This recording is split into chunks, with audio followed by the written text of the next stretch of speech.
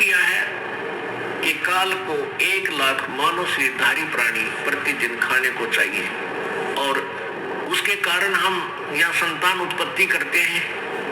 प्रत्येक प्राणी संतान उत्पत्ति करता है,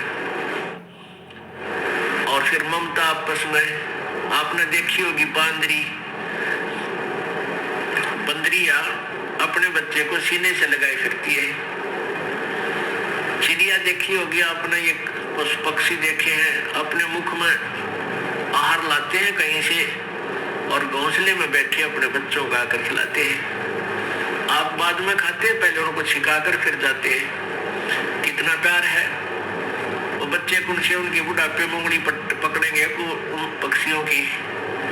चल हम तो सोचा मैं बार बुढ़ापे में सेवा कर देंगे, बच्चे इसलिए हम पैदा कर रहे हैं, इनको इसलिए पाल रहे हैं। नहीं, बुढ़ापे में तो परमात्मा की भक्ति ही हमें सहारा देगी, जब वह बात बनेगी। अरे कलयुग के पुत्र तय तो अपने बेराजी सी सेवा करेंगे, और कैसी कर रहे हैं ये आपको खूब विदित है।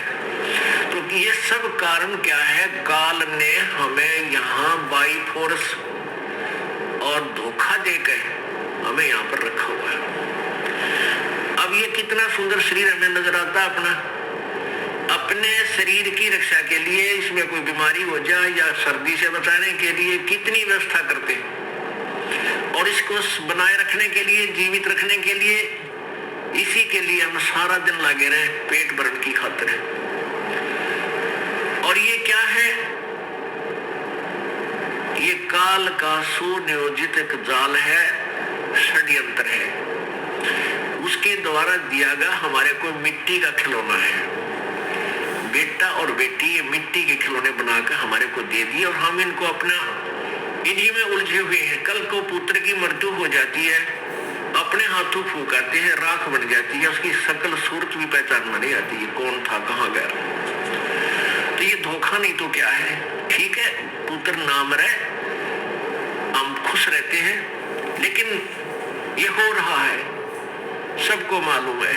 पुत्री मर जाती है, पत्नी मर जाती है, पति मर जाता है, माता पिता की मृत्यु होती है, कहाँ गए वो? राख बन जाती है। ये कैसा हमारे साथ धोखा किया इसने? हमारी इतनी बुद्धि छोड़ रखी है इस काल भगवान ने। जैसे भैंस का बच्चा मर जाता है, व्यापारी लोग क्या करते हैं, उस बच्चे के ऊपर की चाम को उतरवा लेते हैं किसी बनाने वाले से, और उसमें भूस भरवा देते हैं, और ऊपर से सिलाई करके एक पूछड़ लटकती रह जाती है उसकी दूम, और उसको उस भैंस के सामने लाकर टांग देते हैं। वो भैंस उसको अपना बच्चा मानती है, और उसको उठा के जब चलता है तो भैंस उसके पीछे पीछे करती ही और भागती रहती है। जहां उसको रख देता है वहीं खड़ी हो जाती है। अब उसको ये नहीं पता इसमें क्या है, ये तेरा बच्चा नहीं है। इतनी बुद्धि हम सबकी यहाँ काल भगवान ने छोड़ रखी है, और हम इन नकली साजबाज को, इस अपने कार और कोठियों को, पुत्र पुत्रियों को, बेटा बेटियों को, और पति पत्नी को, माता पिता को, हम ओरिजिनल मान के इनमें इतना लगाव बना बैठते हैं। पुण्यात्मा, कहने का भाव ये है कि पहले हमने इस काल के षड्यंत्र को समझना होगा। फिर षड्यंत्र समझ में आने के बाद फिर क्या है कि जैसे यहाँ कोई भी आपका बेटा है, बेटी है, माता है, पिता, बहन, भाई है, ये सभी अपने हैं। चाहे कोई रिश्तेदार है या बाहर वैसे कोई प्राणी है, दूर देश का है, गांव का है, कोई भी प्राणी है, ये सब अपने ही हैं। हम एक पिता की संतान है। अब हम यहाँ काल के जाल में फंस गए, और यहाँ की जो मर्यादा, यहाँ की व्यवस्था, यहाँ का नियम कानून ऐसा है, तो फिर हमने अपने बच्चों को, भाइयों को, बहनों को, मित्रों को, जो भी हमारे संपर्क में आवे, उनको सबसे बड़ा उनका उपकार ये है कि उनको इस काल के जाल से परिचित करावें। और फिर आपके बेटे हैं, बेटी है, आपके भाई हैं, बहन है, माता पिता है,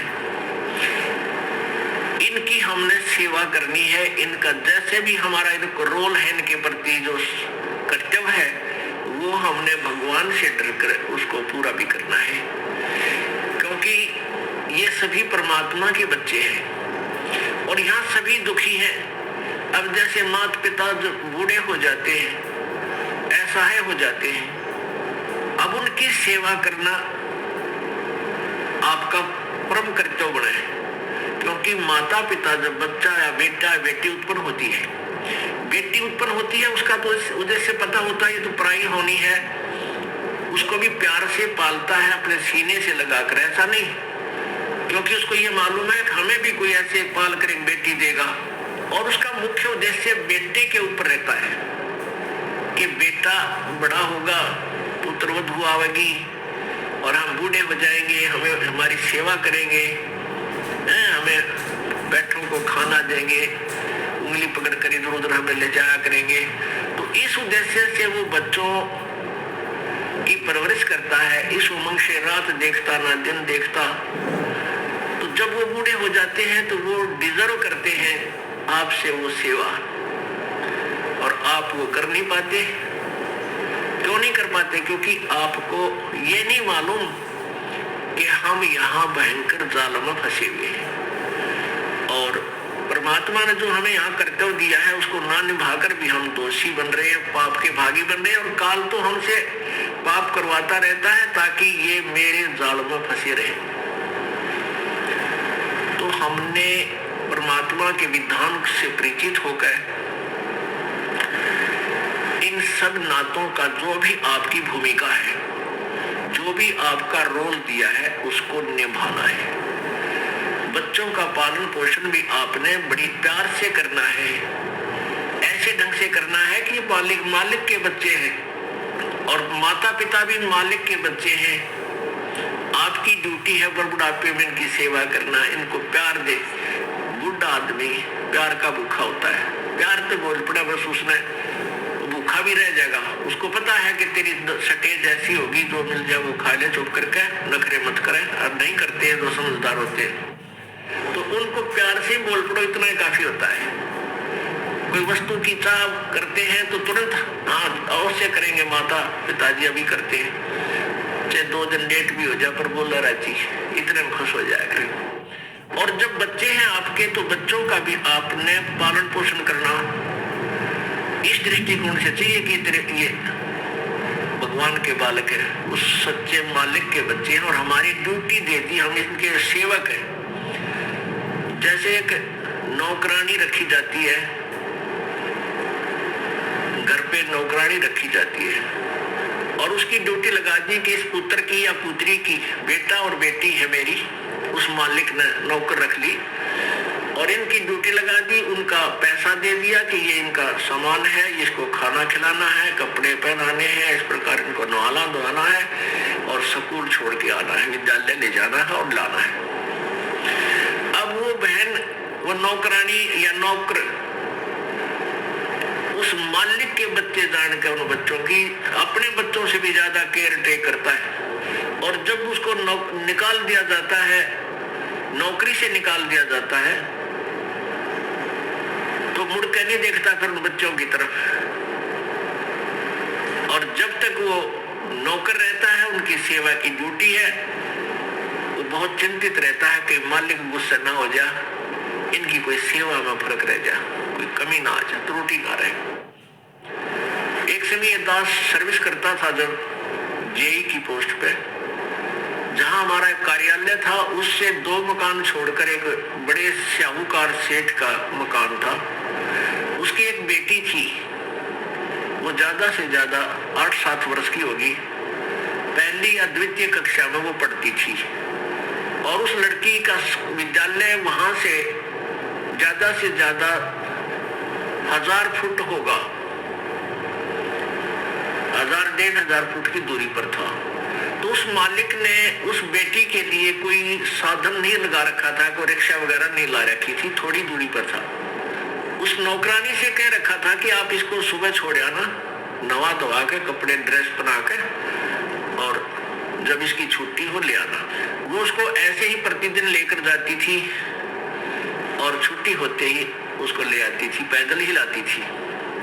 गर्मियों के दिन, ये मई का महीना, उसने एक छोटी सी छतरी छाता ले रखा उस नौकरानी ने, स्वयं तो धूप में और उस छोटी सी बच्ची के ऊपर छाता लिए हुए, और वो धूप में आ रही है, उस बच्ची पर, मालिक की बेटी पर छाता किए हुए है और लेकर आ रही है। यानी इतनी सेवा, इतनी अपने पंचुअल थी अपनी सेवा में। और जब उसको नौकरी से निकाल दिया, फिर उसने उधर झांक कर भी नहीं देखा कि मेरी ड्यूटी अभी तक थी और इतना कर्तव्य था, ये मैंने ठीक निभाया। तो पुण्यात्माओं, इसी प्रकार आपके बच्चे हैं, बेटा बेटी है, ये प्रभु के बच्चे हैं, आपको इनका सेवक लगा रखा है। इस दृष्टिकोण से इनका पूरा कर्तव्य करो।